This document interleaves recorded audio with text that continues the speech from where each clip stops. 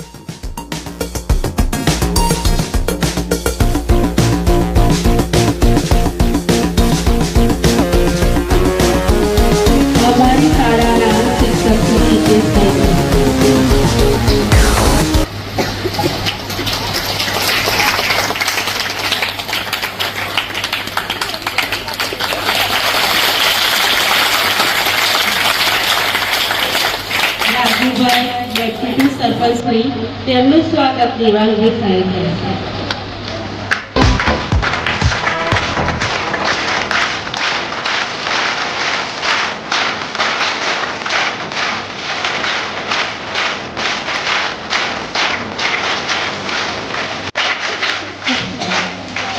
રવિભાઈ SMC સભ્યશ્રી તેમનું સ્વાગત ચેતનભાઈ કરશે.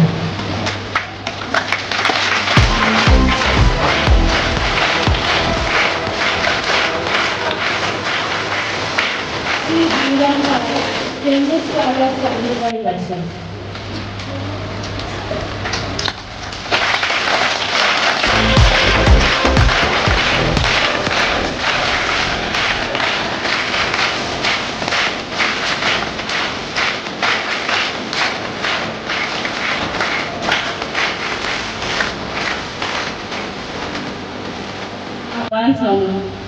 શાળા સ્થાપના દિવસની ઉજવણીનો આ મીઠો ક્ષણ છે. આ પળને યાદગાર બનાવવા માટે આપણે કેક કાપવાનો થોડો કાર્યક્રમ પણ રાખ્યો છે. તો સૌ આમંત્રિત મહેમાનો અને શાળા પરિવાર સાથે આવી અને આ ઉજવણીમાં ભાગીદાર બની છે.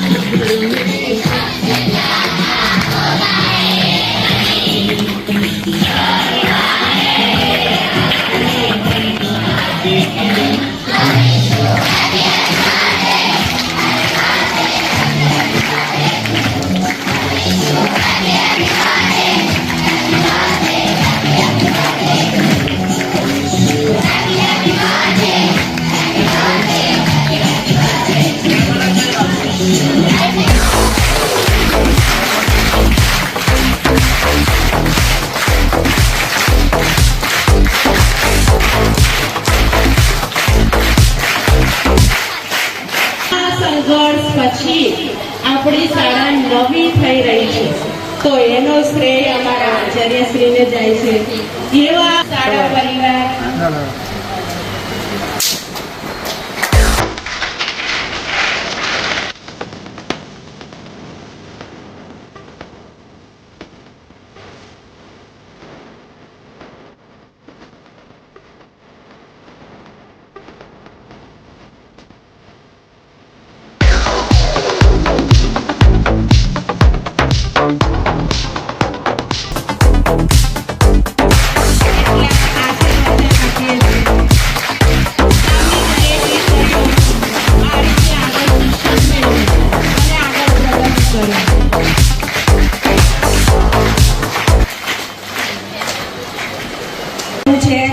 એ તો ક્લાસમાં હોય ને તો મારા પહેલા દિવસ 12 વાગ્યાવાળા તો બેન અડધા કલાકે બેન એટલા શાંતિથી બેઠા છો ને એમના માટે આપણે જોરદાર તાળી વગાડીએ પહેલા.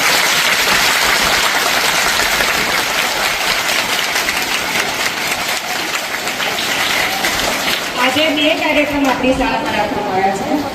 શાળાનો સ્થાપના દિવસ અને 5મી સપ્ટેમ્બર એટલે શિક્ષક દિવસ.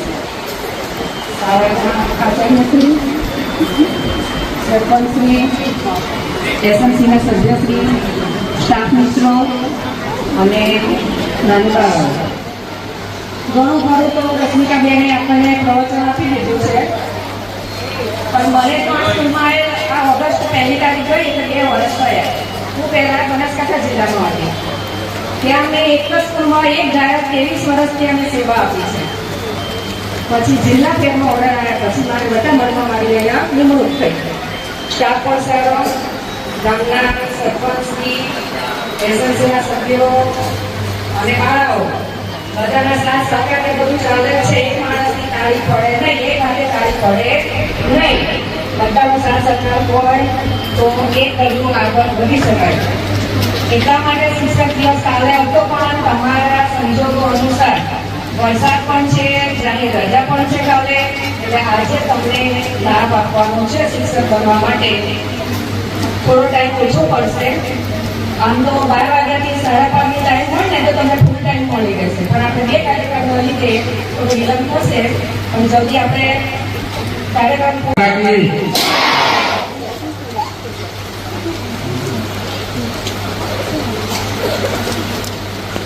આવતીકાલે 5/9/2000 એટલે કે 5મી સપ્ટેમ્બર અને એ પહેલા આપણી શાળાનો સ્થાપના દિવસ એટલે કે 1/9/2002 ગામમાં સૌ પ્રથમ વટામણ પ્રાથમિક શાળા 2 એમાં ચાલતી હતી. જોડે કુમાર અને કન્યા ભેગા હતા, પરંતુ વર્ષ 1/9/2002 થી શાળા છૂટી થઈ અને ત્યાંથી અત્યારના 23 વર્ષ સુધીની કારકિર્દી, જેમાં સરપંચ, ગામના સરપંચ શ્રી, એસએમસી સભ્યો અને ગામના સાથ સહકારથી શાળા ખૂબ જ પ્રગતિ કરે છે અને બાળકો પણ શિક્ષકો સાથે સારી રીતે વર્તન કરીને અને સારું શિક્ષણ મેળવે છે. તો આ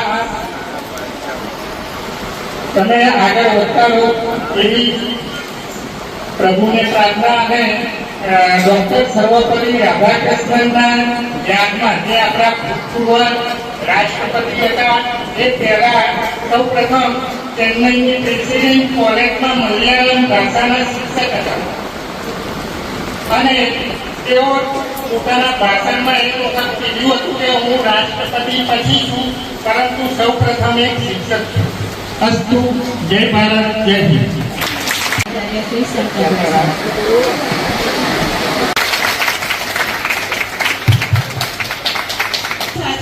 મૌનને આધાર હોવો જરૂરી છે અને આ કાર્યક્રમના અંતે આભાર વિધિ હોવી જરૂરી છે.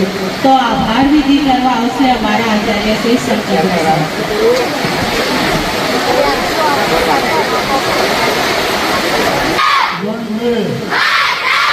શાળા સ્થાપના દિવસ અંતર્ગત અને શિક્ષક દિન અંતર્ગત વધારે ગામના સરપંચની ભૂમિકે સાહેબ, ડેપ્યુટી સરપંચશ્રી રાજુભાઈ, એસએમસી અધ્યક્ષ રાજુભાઈ, જીવરામભાઈ, એસએમસી સભ્ય રવિભાઈ, શિક્ષક મિત્ર અને બાળકો. જો વરસાદ પણ આપણો કાર્યક્રમ શાળા બાબત કામ કરવો હતો, આપણે કન્યા શાળા રાખ્યો હતો, સ્થળ આપણે ફેર્યું, કુમાર શાળા રાખ્યું, પણ વરસાદ ચાલુ રહેતા આપણે તાત્કાલિક કાર્યક્રમ આવ્યો તો પણ આપણો કાર્યક્રમ 12:30 વાગે ચાલુ થયો.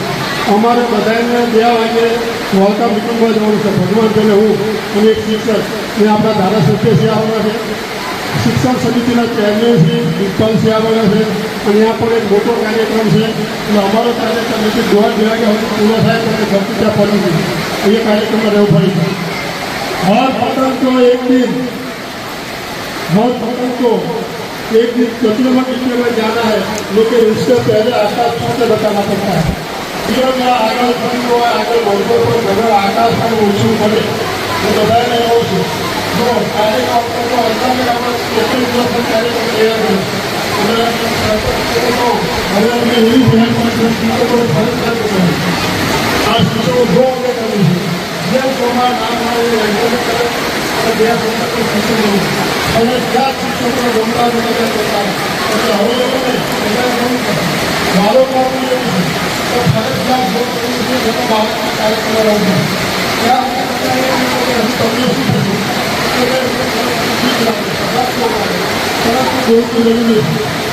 જે વિશે સિકંદરે પોલીસને હાથ ધોવાશે પોલીસ પણ જે વિશે ખગોળશાસ્ત્રે 15 વર્ષ સુધી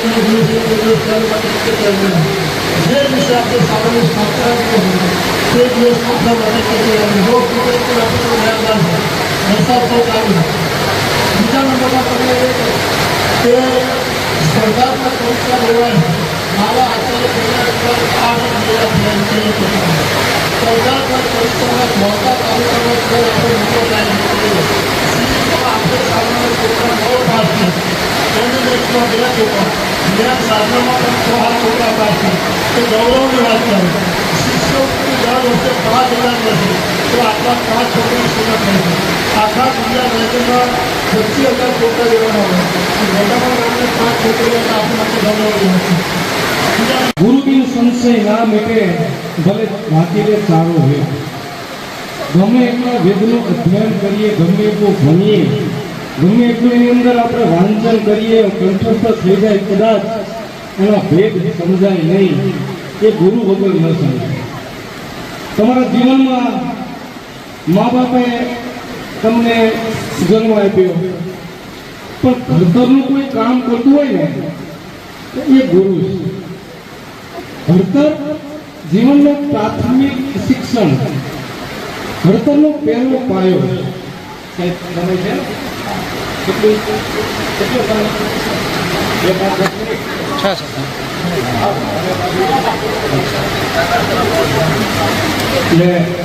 કારણ કે ગુરુ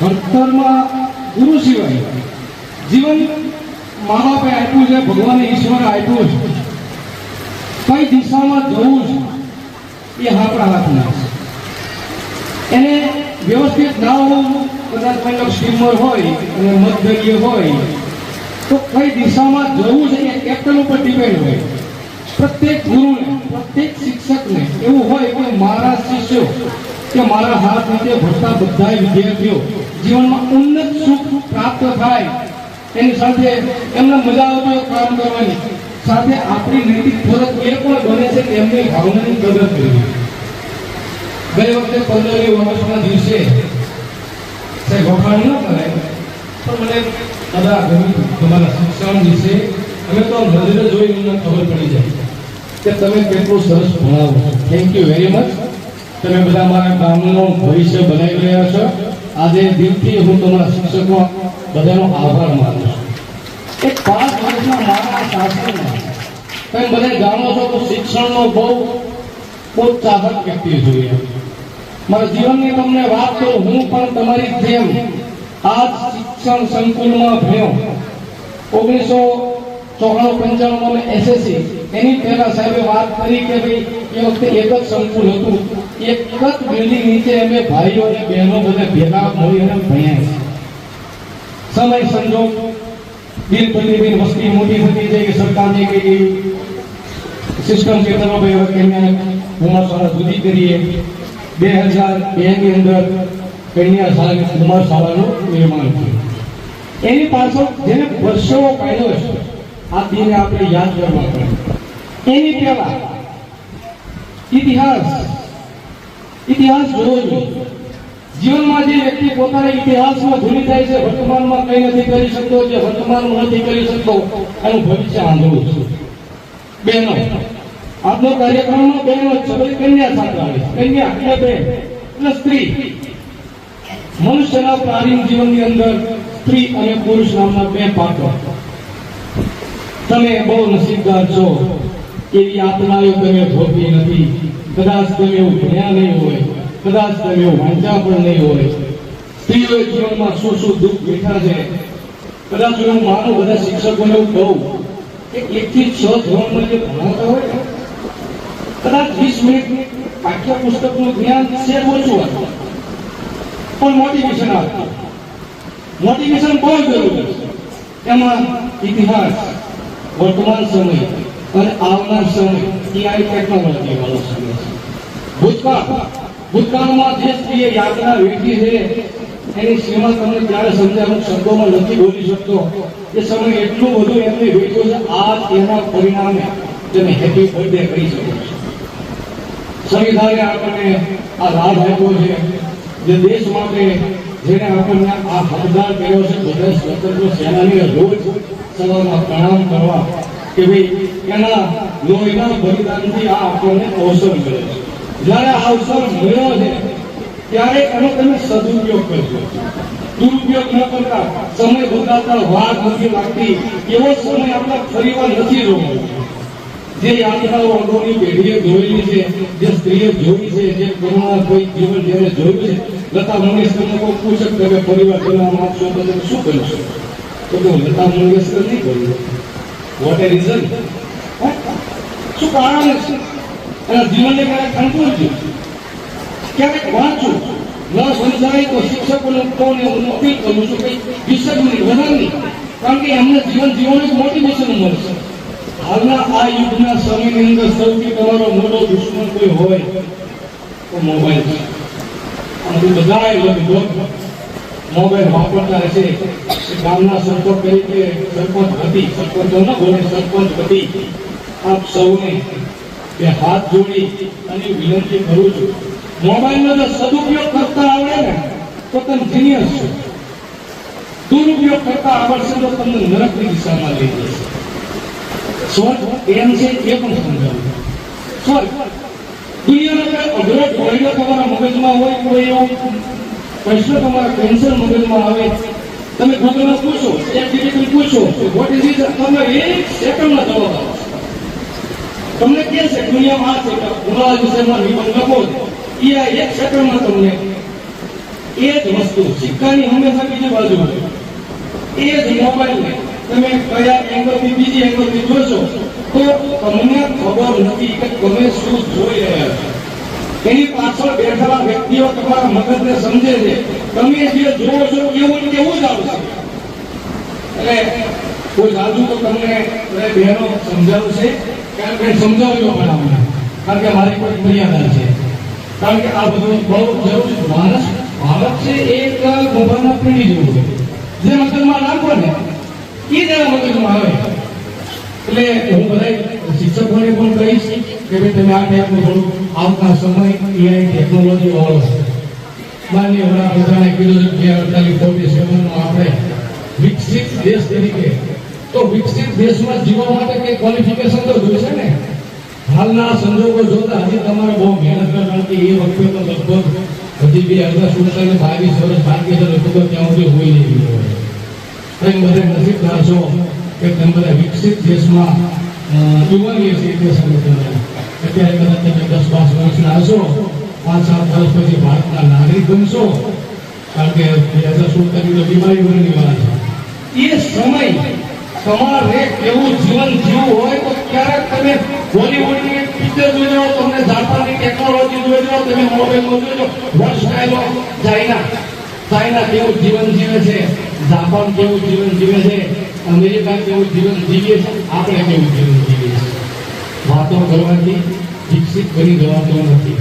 માત્ર જો વાતો કરવાથી સુખ થતું હોય તો વાત કરવાથી ભૂખ, રોટલા ખાઈ વ્યાજ કરીએ તો ભૂખ મટી જશે ને. એ સમય તમારે જીવવું હશે તો કેટલું બધું અઘરું છે. એટલે સીમા નથી. એના દુષ્પરિણામો પણ છે. તમારો આજનો આ સમય માત્ર ને માત્ર ભણવાનો છે. કોઈ બીજી પ્રવૃત્તિમાં ઇન્ટરેસ્ટ ન લેતા તમારે દુનિયાની અંદર કંઈક પોતાનું અસ્તિત્વ ટકાવી રાખવું પડશે. તો માત્ર એક જ સવાલ છે, એ છે ભણતર.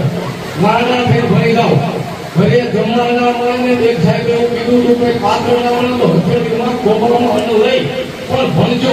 ગમે દુઃખ પડે જેના ભણવું નથી બધા 25,000 એમ કરે કે અમારો સાહેબ ખરાબ છે, અમારા મધ્યમ બધા જવાના છે, અમારા રૂમમાં એસી નથી, અમારા રૂમમાં પંખો, એ બધા બહાના.